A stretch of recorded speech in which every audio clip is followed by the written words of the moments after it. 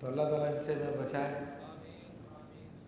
قال لئن اتخذت الہا غیری لأجعلنک من المسجونین. اب دھمکیوں پہ آ گیا. پہلے تو مذاق اڑایا, اب دھمکیوں پہ. موسیٰ علیہ السلام مذاق اڑانے سے نہیں رکے, وہ آپ کو جوش دلانا چاہ رہا تھا. آپ جوش میں نہیں آئے, مبلغ کا کام ہے جوش میں نہ آئے. آپ نے پھر بھی دعوت حق جاری رکھی.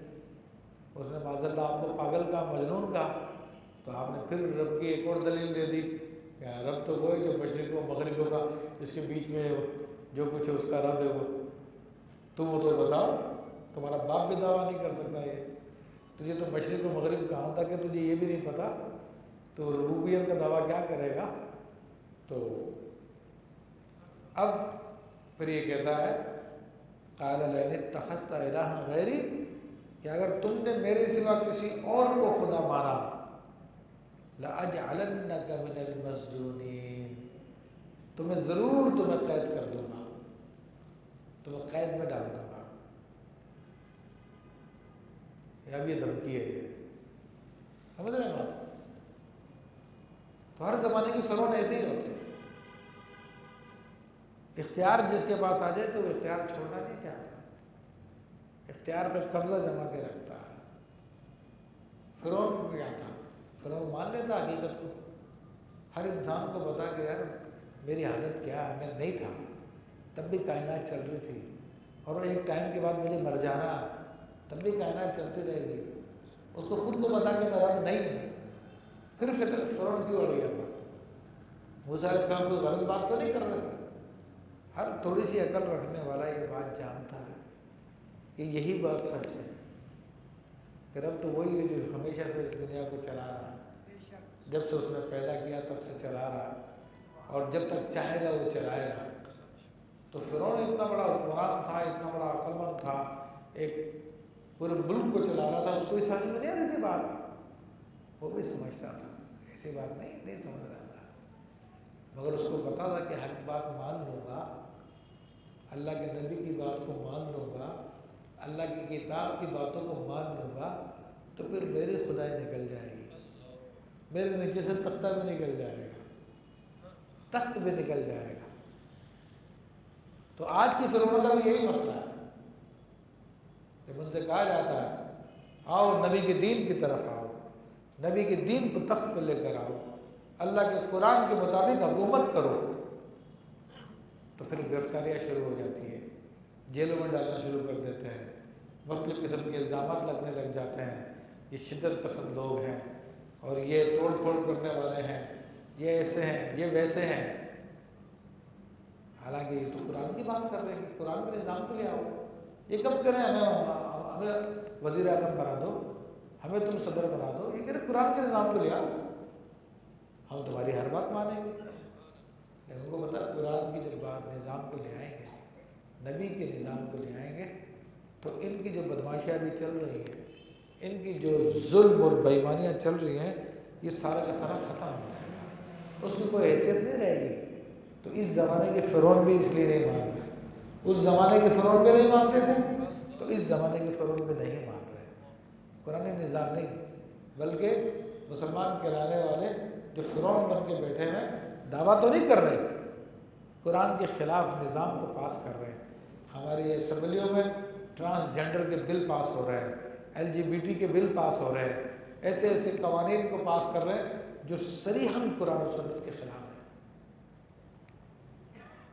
تو بہرحال لیکن ہوگا کیا, اللہ کا دین ہی غالب آئے گا. تو حضرت موسیٰ علیہ السلام چونکہ اللہ کے نبی تھے, تو انہوں نے کہا قال اولو جئتک بشیء مبین, کہ فرمایا کہ اگر میں تمہارے پاس کوئی روشن چیز لاؤں, یعنی کوئی دلیل قائم کروں, پھر تم مان لو گے کہ یعنی میں اللہ کا رسول ہوں, میں اللہ کا بھیجا ہوں, پھر مان لو گے, میں دلیل دوں تمہیں. کہ پہلے جو موسیٰ علیہ السلام نے دلیل دی تھی وہ بہت بڑی دلیل تھی, اور اس سے بڑی دلیل کوئی نہیں ہو سکتی, کیونکہ وہ عقلی دلیل تھی. لیکن چونکہ اب لوگ مادیت کے عادی ہیں، ظاہری دلیلوں کو پسند کرتے ہیں، تو پھر آپ نے معجزات کی طرف اشارہ کیا کہ کیا معجزہ دکھاؤں تمہیں؟ تو قال فات بہ ان کنت من الصادقین۔ تو فرعون تو کیونکہ سمجھتا تھا کہ میرے پاس بھی اندر تو کوئی اختیار نہیں ہے، میرے بھی جتنے کام ہو رہے ہیں یہ میری فوج میرے لوگ ہی کرتے ہیں، تو ایسے ہی موسیٰ علیہ السلام بھی میرے جیسے ہوں گے، یہ بھی صرف جن کو بھی جو کچھ کروانا ہوگا کسی فوج کی ضرورت پڑے گی، ان کو بھی فوج نہیں ہو تو یہ کوئی کام نہیں کر سکیں گے۔ ان کا خیال فرعون کا خیال یہ تھا۔ تو انہوں نے کہا ہاتھ دکھاؤ، کیا معجزہ دکھانا ہے؟ تو موسیٰ علیہ السلام نے پھر کیا کیا؟ فَأَلْقَى عَصَاهُ فَإِذَا هِيَ ثُعْبَانٌ مُّبِينٌ۔ تو موسیٰ علیہ السلام نے اپنا عصا جو لکڑی تھی آپ کی، وہ آپ نے زمین پہ پھینکی، تو ایک دم سے وہ بہت بڑا اژدہا بن گیا۔ اور کتنا بڑا اژدہا بنا تھا؟ اللہ اکبر، 1 میل لمبا اژدہا بن گیا۔ اور اس کا نیچے والا جبڑا وہ فرعون کے محل کے اوپر پہنچا ہوا تھا، اتنا بڑا وہ اژدہا تھا، جس کو دیکھ کے فرعون کی ہوائیں خشک ہو گئی۔ اور روایتوں میں آیا، اے موسیٰ جو بولو گے میں تمہاری بات مانوں گا، میرے کو اس سے بچا لو، ہے میں تمہارے خدا کو مانتا ہوں۔ یہ باتیں کرنے لگا پھر وہ۔ تو موسیٰ علیہ السلام نے جب پھر عصا کو دوبارہ ہاتھ میں لیا تو اس پر اژدہے کو ہاتھ لگا تو پھر وہ عصا بن گیا۔